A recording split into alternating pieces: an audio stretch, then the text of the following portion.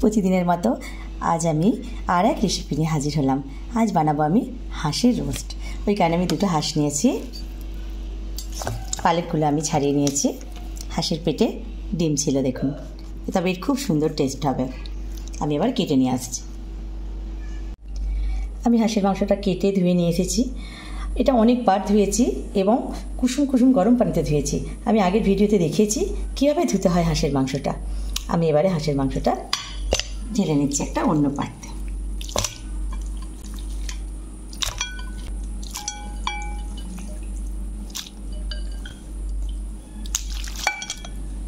পেঁয়াজ দিচ্ছি,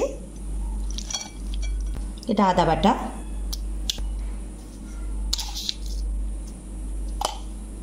ছোটো চামচের আমি 2 চামচ নুন দিলাম, কাশ্মীরি ঝাল দিলাম 2 চামচ, হলুদ 2 চামচ, ধনে গুঁড়ো 1 চামচ, জিরে গুঁড়ো 1 চামচ,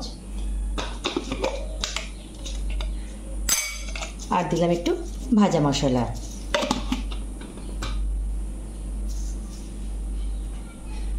আর দিব গোটা মশলা, তেজপাতা, কাঁচা লঙ্কা, শুকনো লঙ্কা, ছোটো এলাচ, বড় এলাচ একটা, লবঙ্গ, স্টার আনিস, দারচিনি আর 2টো গোটা রসুন। আর দিচ্ছি আমি এই 6 চামচের মতো তেল।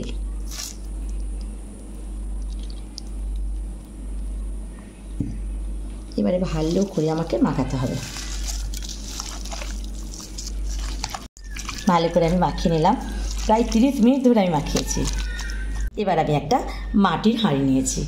এই মাটির হাঁড়ির মধ্যে এগুলো আমি তুলে দেবো, হাঁসের মাংসগুলো।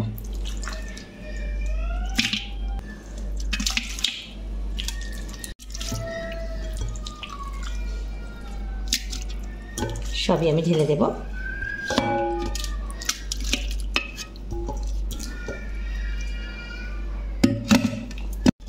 হাঁসের মাংসটা আমার দেওয়া হয়ে গেল হাঁড়ির মধ্যে। এবার আমি ঢাকনা দিয়ে দেব। এবার আমি একটা আটা মাখিয়ে রেখেছিলাম, এটাকে ভালো করে মুখটা আমি বন্ধ করে দিলাম, যাতে না ভাপ বেরিয়ে যায়।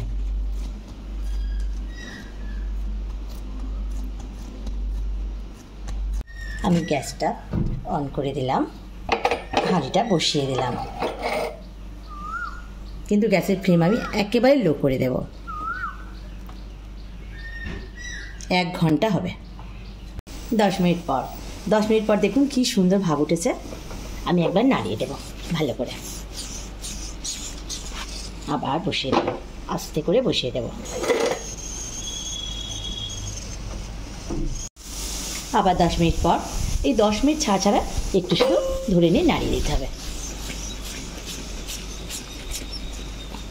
আবার আস্তে করে বসিয়ে দেব।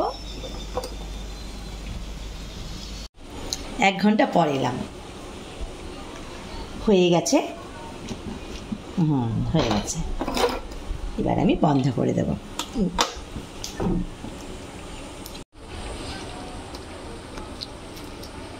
আটাগুলো আমি খুলে নিই আগে।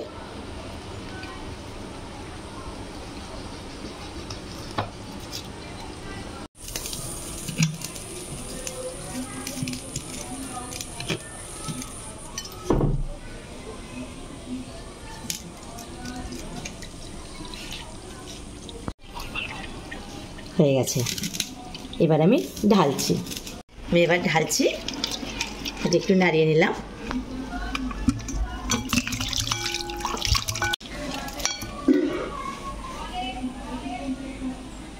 দেখুন কত সুন্দর হয়েছে, আর একেবারে সেদ্ধও হয়ে গেছে।